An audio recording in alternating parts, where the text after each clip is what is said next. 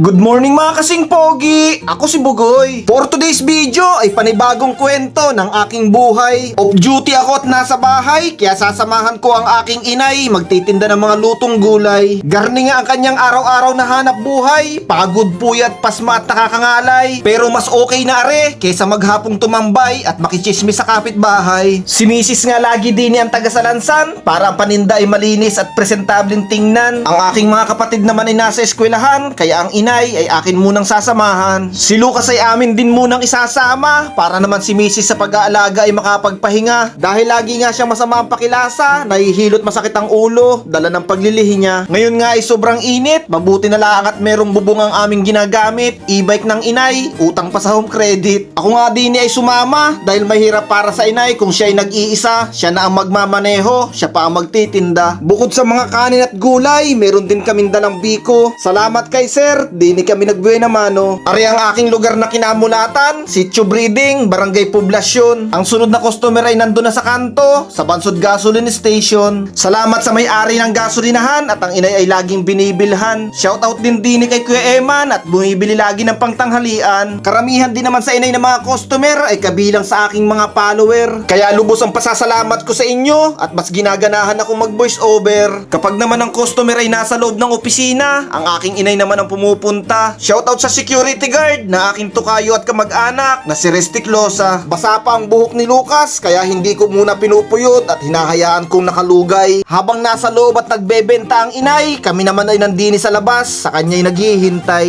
Ari ang aking inay na talaga namang napakasipag at mapagmahal. Mula nung ako'y maging batay, ganito na ang kanilang hanap buhay, kaya ako'y lubos na nagpapasalamat at napagtapos nila ako ng pag-aaral. Kaya naman ngayong meron na akong hanap buhay at sariling pamilya, hindi ko sila kinakalimutan dahil hindi tayo magiging matagumpay kung hindi tayo lilingon sa ating pinanggalingan. Ngayon naman si Lucas ay akin munang pupuyuran dahil tuyo na rin naman ang kanyang buhok para maaliwalas at naiirita na rin dahil sa kanyang matay tumutusok. Papakainin ko muna ng prutas. Salamat ho ng marami sa nagbigay. Lubos din ho ang aking pasasalamat sa lahat ng tumatangkilik at sa laging bumibili sa aking inay. Karamihan nga ho sa mga paninda ng inay ay mga pang-ulam, meron ding pang merienda, meron ding tubig at soft drinks, kung minsan ay may ice candy pa. Habang kami ay nagtitinda, meron lumapit sa akin na dalawang rider. Sila daw ay aking mga follower. Shoutout sa inyo. Sakto, may dala akong sticker. Ganda ng ngiti ni ate na biglang napatago dahil nagulat sa camera. Lagi din daw nanonood sa akin ang kanyang kapatid, kaya kami bumaba at si Lucas ay nag-bless muna. Isa rin ari sa dahilan kaya si Lucas ay aking isinasama para matutong makihalubilo. Para siya ay lumaking sanay, marunong humarap at marunong makisama sa mga tao. Ari naman ay aking ninong sa kasal na aking katukayo, Ninong Resti Babaw. Ari naman ay si Ryan, suki na ng aking inay araw-araw. Pumapasok din kami dini sa school ng PUP,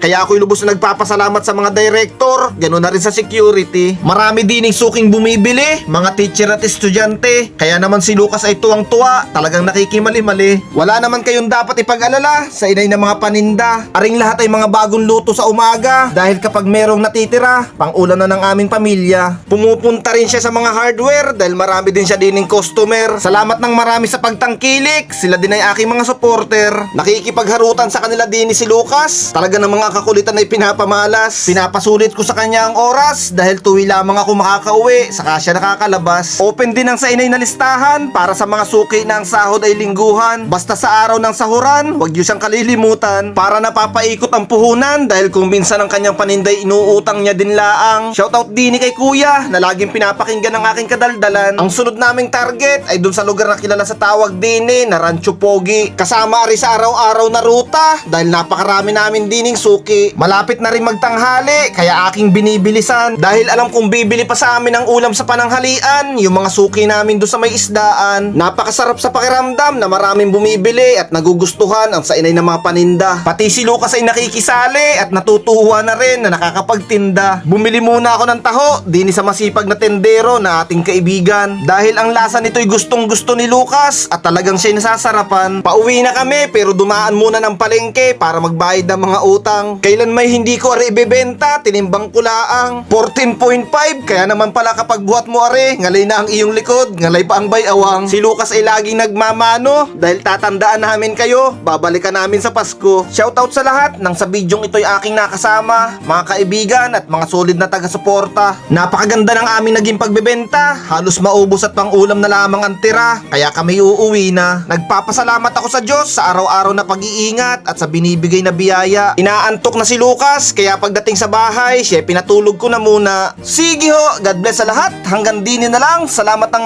marami sa inyong panonood. Paalam!